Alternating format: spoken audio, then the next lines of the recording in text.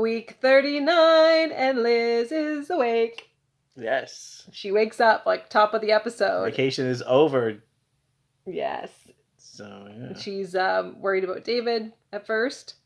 And David is in the burning shack, fishing cottage with Laura. Mm-hmm. And Vicky arrives and she's trying to get in, but it's all like kind of locked up. So she keeps calling to him.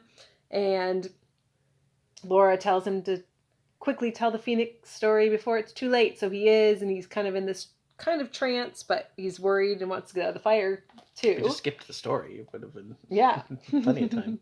And so Vicky is yelling, and then all of a sudden Liz yells his name, and he kind of hears it, and I think that kind of mostly shakes him out of whatever trance between Vicky and Liz. Vicky's chopped liver. Apparently. It's Liz that saves, and she's not even there. And then Liz says, sorry, it's too late. Not sorry, but she's Liz? just like, oh, not Liz. Laura says, Liz says, sorry, it's too late. Go back to sleep. Laura's like, it's too late. And then she burns up, and then David gets out and goes to Vicky. And This was it was our transition week, too. So he's kind of disoriented at first, and then he's like, I want to go home, like to the fire, kind of, and he's whatever, but he forgets what happened, and Vicky assures him that he has chosen to stay there. Yes. And then a lot of the next episode was just like telling Burke that Laura burned up, telling Roger that Laura burned up. Yeah. And Roger goes to David and kind of seems like he might want to have like a heartfelt moment with him, but it kind of fails, and he's just like, oh, I don't really know why I was here. I just came up or whatever. So yeah, I thought it was going to go somewhere. Maybe with like a hug. Yeah, I was hoping for a hug, but it did not. No hug. No hug for David. No. But Liz is, I mean, she's just woken up from whatever this trance is for weeks and weeks and weeks. But she's acting a little strange. She's asking about... Because she's upset that she's not home. Yes. And we kind of think... She's been for 18 years. Yeah, and it seems like she's worried about David, but at one point Carolyn says something about David's spine, and she's like, what? Like, oh, yes, David. But she wants to get home. And she's asking about Guthrie and where he looked in the house. Yeah, was he in the basement? Was he in the attic? Was he in the... So there's something going on there with Liz in the house, and perhaps why she's been there for so long, and why she didn't want to leave. Right. I'm telling you, it's Elaine.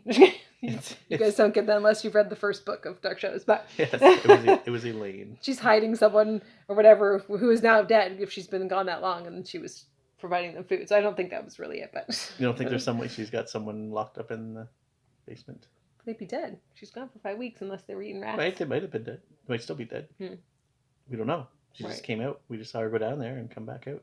True. And then Burke gives Vicky the only thing really they found of Laura in the fire was the locket that they that had disappeared about before. Yeah.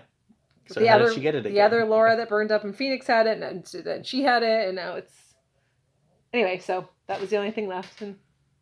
Is that going to be significant? Are we going to come back to the locket, or is it gone I don't forever? know. I think it seemed odd to have that just one little last note, but maybe just to show that it was her or something. Kind of in the end, just to wrap it up. There was the whole filigreed silver pen thing that we thought was just a throwaway scene in one episode, and then like 4 weeks later, it finally became a huge plot point. Right. So we met some new people. So we have some new stuff going on. New characters. So we have Portia Fitzsimmons, which is a great last name, I'm just saying. It is.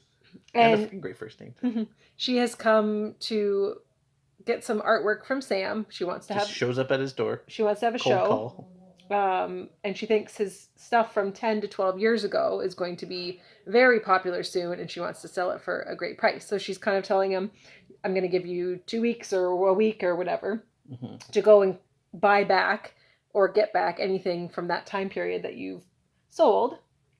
So he heads over to Roger. Apparently he sold a lot of them to Roger. Sold for $15,000.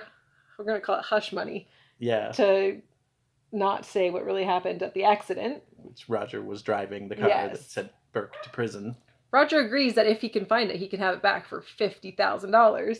And Sam basically, he doesn't really want that. He thinks he needs them for free. So he says, you have 48 hours to find them, or I'm going to Burke and I'm telling him everything. I think Roger was just raising the price because he wants him to just shut up because he doesn't have them. Probably not. I mean, or he doesn't know where they are. Well, also either he threw them out or stuck him in a room somewhere. He doesn't know where. And But he did say, if you're coming back for them, they're obviously worth something now.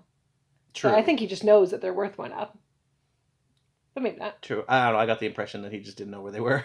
He did say that, but Possibly. So who knows where that's heading. I'm just excited that plot line's coming back. Mm. They want to hopefully get some resolution. Yeah, Sam. On that. That was a good threat by Sam. Not taking 48 anything from hours. Not taking it from Roger. Yes. Finally grew a pair. And then who did we meet?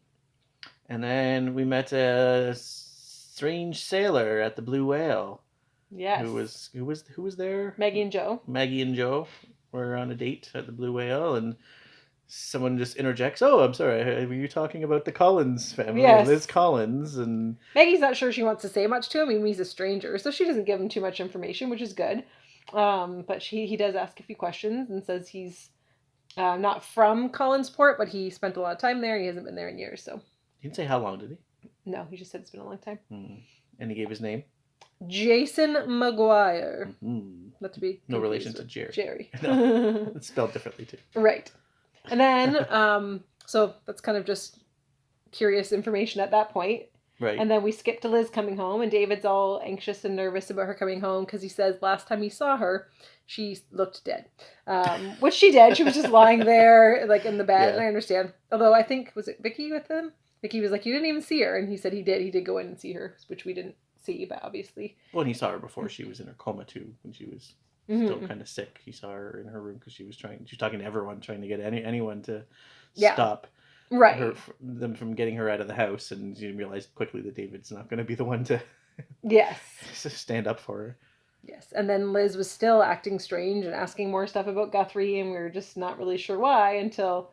Oh, she asked middle of the night. Roger about where her key, that she had a chain with a key on it. That she always wore around her neck, which we'd seen in an early episode, I believe.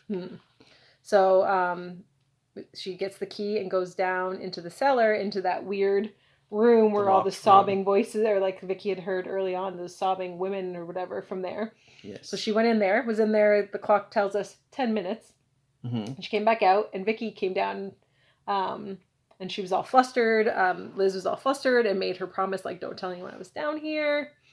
And so Vicky does promise her, because it's really no one's business, I guess. And then the beginning of the next episode, she makes her, remember it's the next morning. Yeah, remember your promise. Remember you won't tell anyone.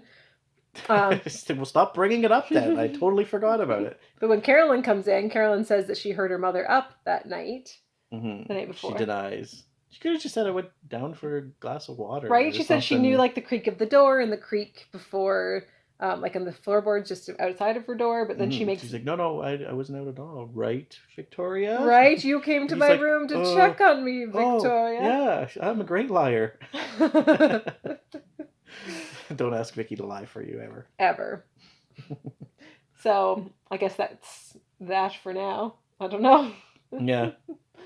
And then Carolyn seemed to have no clue that they were both blatantly lying to her. Right. She's kind of whatever. She's like, I guess I just imagined it. Like, no, she said it was Vicky. Yeah, who was doing it. She's just like, gave an no, answer. but I could have sworn it was you. I must have imagined it. I must have been dreaming. No, I'm saying you're dreaming. I'm saying it was Vicky. Who knows what they were thinking when they wrote that bit. Wasn't very well thought out. That's funny. And then Jason is in the cafe with Maggie, and he's just telling her kind of about his travels around the world and everywhere he went. And but then Vicky comes in, and he hears Vicky and Maggie talking about the Collins family. So he asks her all these questions about where people are and if they're living at the house still. And he mentions Paul Stoddard. And Vicky's kind of like, okay, who are you and why are you asking these questions? And then he goes away, and she tells Maggie that it's odd how he was asking the questions, because instead of asking how they were, he was more asking where they were. And then he shows up at Collinwood,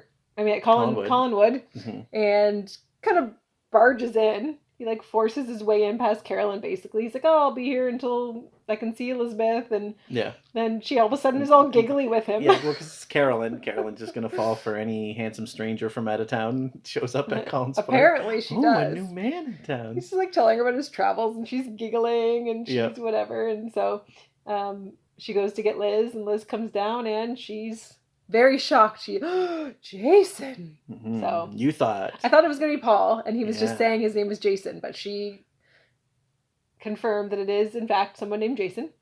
Whoever this person is. His name's Jason Paul or Paul Jason.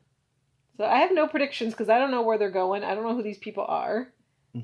It's just kind of out there right now. So I like it. I like that it's uncertain. You got anything? It was just our transition week, like I said. Kind of ended the one you'd predicted that we had another by the end of the week. By the end of the week, it'd be wrapped up. It was by the end of the day. Basically, it was one more episode. I mean, there were 2 more episodes. They mentioned again with the lock-in episode 2 at least. 2 more episodes, so it was not too far off. 3 episodes off.